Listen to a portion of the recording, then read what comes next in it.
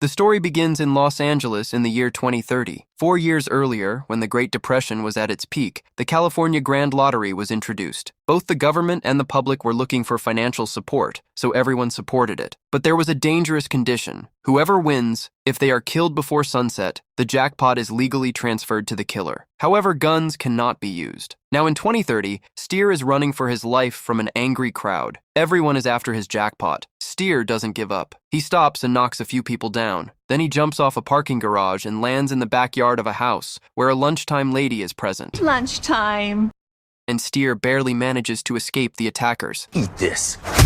After that, he breaks a window and enters a house where a grandmother is sitting. He first checks whether she recognizes him or not, and then immediately snatches her phone and destroys it. As Steer catches his breath, the grandmother spots a drone outside that is broadcasting his location to everyone. When Steer gets distracted, she quietly picks up a gun and strikes him in the head. It turns out she knew him very well. She tears up her lottery ticket, which means she has claimed the kill. Within moments, the lottery squad arrives and confirms her reward, a full $22 million.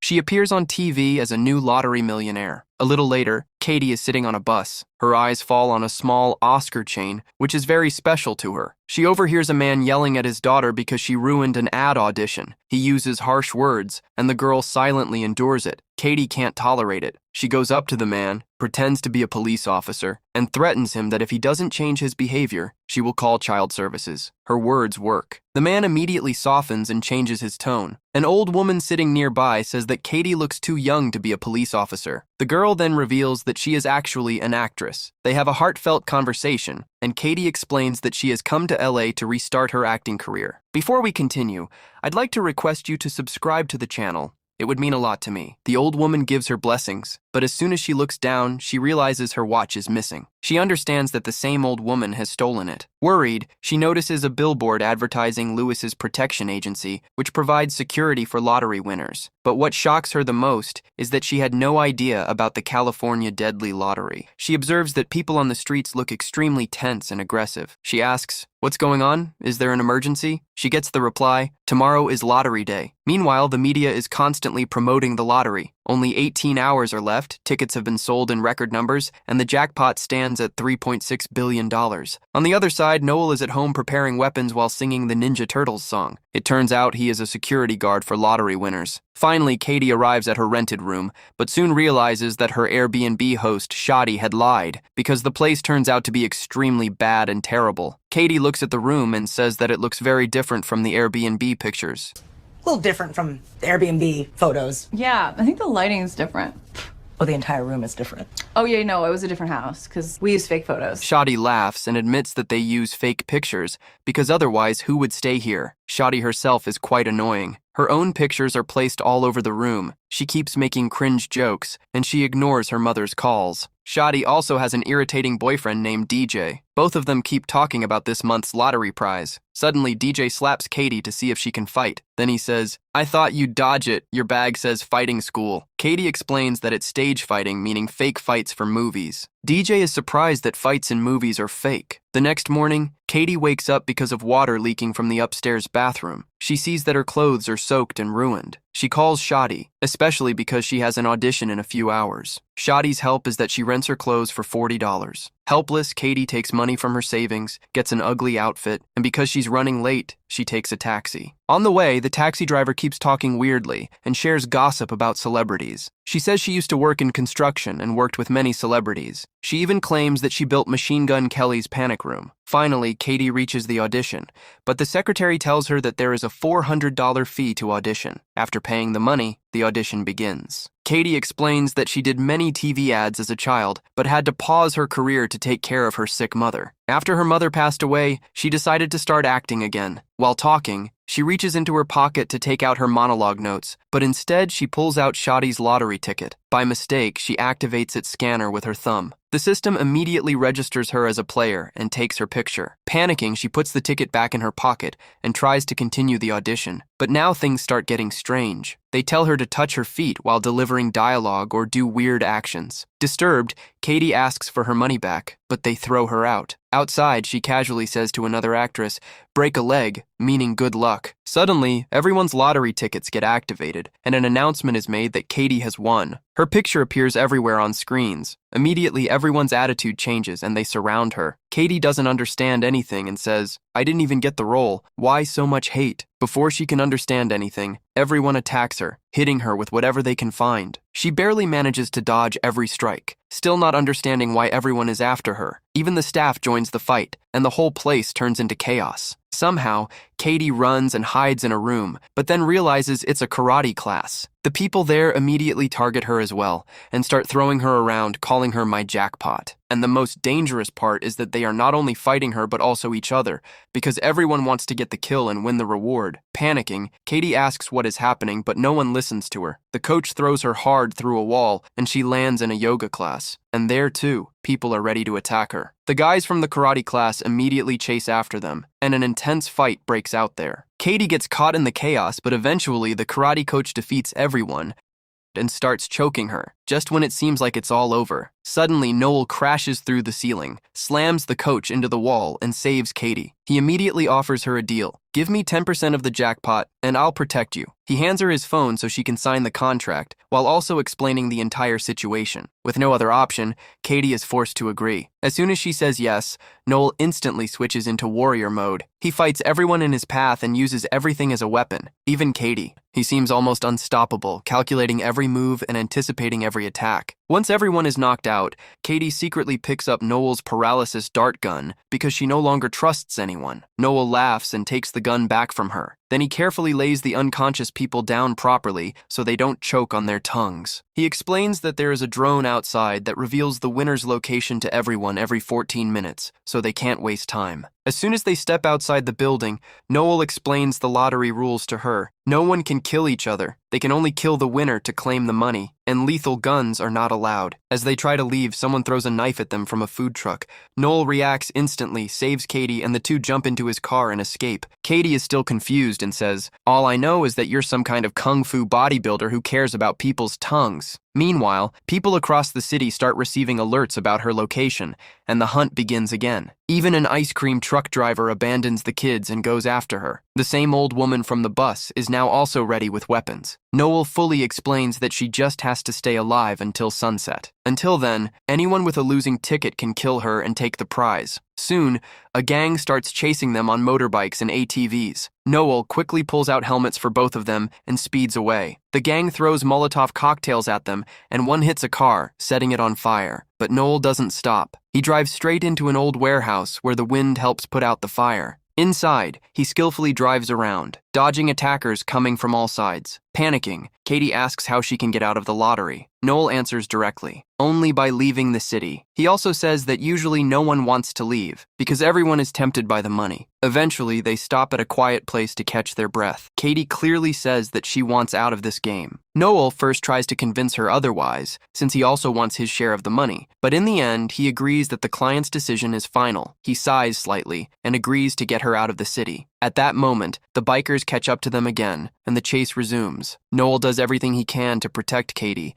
not just from attackers, but also from obstacles on the road. Amid the chaos, one attacker jumps through the back window and lands inside the car. Katie reacts instantly and knocks the knife out of the attacker's hand. Noel pulls off the rearview mirror and hits him with it, then quickly tells Katie to drive the car. Katie panics and says she doesn't know how to drive, but Noel doesn't listen. He climbs into the back and continues fighting. Then he throws the attacker out of the fast-moving car. Katie, shocked, asks what that was. Noel replies, "I don't throw anyone out of a moving car without a helmet." The bikers throw Molotov cocktails at them again, but Noel tells Katie to drive straight toward a wall. Katie says, "That's a dead end." Noel responds, "I've seen worse." The car crashes through the wall, while the bikers behind them slam into it. Katie knocks down the last biker with a powerful hit using her helmet. They try to escape, but the car doesn't last long and breaks down. Katie starts running, but Noel stops her. She attacks him, using her fake acting fight moves because she thinks he's not helping her. Noel explains that he treats people the way he wants to be treated. At that moment, Katie throws sand in his face and lands a strong punch, breaking his nose. Noel is impressed by her punch and even praises her. Then, he casually fixes his nose back into place. Just then, a police car arrives, and Katie immediately runs toward them for help. But Noel had already warned her that the police would also try to kill her, and that's exactly what happens. Noel quickly grabs a taser and starts fighting the officers, while Katie runs away. On the road, Katie notices a mascot called Pinky Poo Poo staring at her. She quickly hides her face behind a map. At that moment, her lottery ticket vibrates. Another location update. A drone reveals her new location to everyone. People immediately realize she's nearby. Panicking, Katie tries to enter a wax museum, but a guard stops her, saying it's closed. Then he recognizes her, not just from the lottery, but also from her childhood ads. He says he loved her Spaghetti Squares commercials. He lets her in and says she's safe because he has a daughter too, and believes the lottery is wrong. Inside, Katie notices a strange wax statue that looks like J-Lo, but is quite weird. At that moment, Shadi calls her. She shows fake sympathy, but in reality, she is searching for her in the same area. Katie asks her for a car, and Shadi asks for her address. Katie lies and says she's at home, but at the same time, she hears Pinky Poo Poo in the background. That's when she realizes that Shadi is also hunting her. At that moment, one of the wax figures suddenly speaks, revealing Katie's location. Meanwhile, Shadi and DJ try to enter the museum, but the guard stops them and says they are banned, because they had previously done something inappropriate with a statue there. In response, Shadi knocks the guard unconscious, and the two of them force their way inside. Hearing the noise, Katie hides behind a statue, but while trying to escape, DJ spots her. He grabs her and throws her onto a table, but Katie quickly hits Shadi on the head with a bottle and throws sand in DJ's face. Both of them start attacking her, but Katie defends herself using a broken piece of a statue. As soon as she gets a chance, she tries to run, but Shadi kicks her into the next room. Now Shadi and DJ attack her with broken stick pieces. Katie also starts picking up statues and throwing them at them. The fight now reaches the horror room, where all three of them start using whatever props they can find as weapons. Katie dodges a knife attack, she runs out of the room, and as soon as she exits, Shadi throws an axe at her. The axe does hit her, but it turns out to be fake, so it doesn't cause much damage. Katie immediately presses a button, which starts lowering the museum shutter. Then she remembers what Noel said, so she goes back to the guard and lays him down properly so he doesn't choke. She says to herself, "Now I've also become that weird person who cares about people's tongues." Then she quickly rolls out of the museum, and the shutter closes, trapping Shadi and DJ inside. They scream that now they can't kill her from anywhere. Just then, a tour bus guide spots Katie and announces her location on the mic. Before people can reach her, Noel arrives dramatically in a police car and takes her away. But even after being rescued, Katie still doesn't trust Noel. She thinks that if he helps her leave the game, he won't get any money, so he might try to kill her later. Noel says, "Ever thought that I might actually be a good person?" Katie replies, "Yeah, a good person who wants to buy a super yacht." Their funny argument continues. Meanwhile, the tour bus keeps crashing into their car repeatedly. Noel says he wishes they had a bunker. Then Katie remembers what the taxi driver said, that she built Machine Gun Kelly's panic bunker. They quickly go there, but when they talk about going inside, Machine Gun Kelly thinks they've come with some weird request. At that moment, the tour bus arrives, so Katie grabs Noel's dart gun and forces him to open the panic room. They both rush inside. Noel says that Machine Gun Kelly knows the code and could tell the fans. Katie tranquilizes him and leaves him outside. At the same time, an attacker manages to get a hand inside the door. Noel goes to grab the dart gun, but Katie misunderstands and thinks he's about to kill her. Panicking, she snatches the gun, shoots the attacker, shuts the door, and points the gun at Noel. She accuses him of trying to kill her. This hurts Noel, but he doesn't argue. Instead, he tries to lighten the mood with a joke. Katie is surprised that his sense of humor is similar to hers. Noel assures her that they are safe here. She still keeps the gun pointed at him, so Noel sits near her and tries to prove that he's harmless. At that moment, Katie's Oscar keychain falls out of her pocket. Noel says it looks cool, and Katie starts opening up. She explains that she started acting for her mother, who loved movies. Her mother gave her that keychain so she would always remember that she would be proud of her. Katie also reveals that she earned a lot of money as a child, but her father ran away with it all. Now she's afraid that Noel might also kill her for the money. Noel, a bit emotional, says he doesn't deserve that kind of negativity, and that his therapist says the same thing. Katie starts to feel a little sympathy for him and hands the gun back. To lighten the mood, Noel gives a Ninja Turtles example. There were 4 little turtles thrown into the sewer, filled with radioactive stuff, and still they trusted people, saved the city, and ate pizza. He says he also needs to find his inner turtle power. Katie asks Noel why he is helping her leave the game. Noel replies that his first priority is saving people's lives, and the second is earning enough money to continue doing this work. Meanwhile, outside, people are still trying to break the panic room door, but it remains firmly shut. On the other side, Shadi slaps taps Machine Gun Kelly to wake him up, but when he doesn't respond, she drags him to the pool and throws him into the water. When he regains consciousness, Shoddy immediately demands the panic room code from him. Inside, Katie and Noel are watching all of this. Noel gets angry and is forced to make a risky decision. He orders a phone strike and quickly places Katie's phone inside a safe. Just as Shoddy enters the code and the door begins to open, suddenly all the people outside start receiving alerts on their phones, as if it's an emergency notification. But it's actually a trap. One by one, the phones start exploding, burning people and spreading chaos everywhere. Taking advantage of the moment, Katie and Noel escape from there. While leaving, Noel briefly stops to put out the fire on an injured person, then continues running. Outside, some guards are waiting with bulletproof vehicles and rubber bullet guns. They only want to take Katie, but she insists that Noel comes along too. On the way, Katie asks if Noel works with them. He says he used to, but now he's a freelancer. After some time, they reach the headquarters, where Katie meets Lewis, the boss of the security company. Katie is not very impressed, especially because he keeps making fun of Noel and ignores his help. He says that most people don't even survive 15 minutes, but Katie survived for hours on her own. Katie immediately responds that she wasn't alone. Noel was with her. Katie wants to leave the city, but Lewis gives her a new phone and tries to convince her to stay in the game, saying that she is now in the safest place in the country, and only 4 hours are left. He gives them a tour of the headquarters, where a wall displays the names of the winners they have saved. Some names are listed as anonymous, because some people choose to take the risk themselves instead of using the agency, so they can keep the full amount. Lewis explains that their services take a 30% commission. Katie immediately asks how much Noel will get. When she finds out he will get nothing, she sets a condition in the deal that Noel should also get a share from that 30%. Noel is slightly surprised and pleased by this. Katie also makes fun of Lewis's fancy clothes, saying he looks more ready for a singing contest than a fight. To show his toughness, Lewis also shows them his special slim grenades. At that moment, they see on the security cameras that people are gathering outside. Lewis decides it would be better to move Katie to a secret underground location using decoy vehicles, and also change her appearance so no one can recognize her. When they are alone, Noel thanks Lewis and hopes that things between them are now settled. Lewis says he has no old grudges, but suggests that Noel should try to look a bit more presentable. Later, both of them receive medical treatment. While resting, Katie asks Noel where he spends his earnings. Noel openly tells her that he used to be a mercenary with Lewis,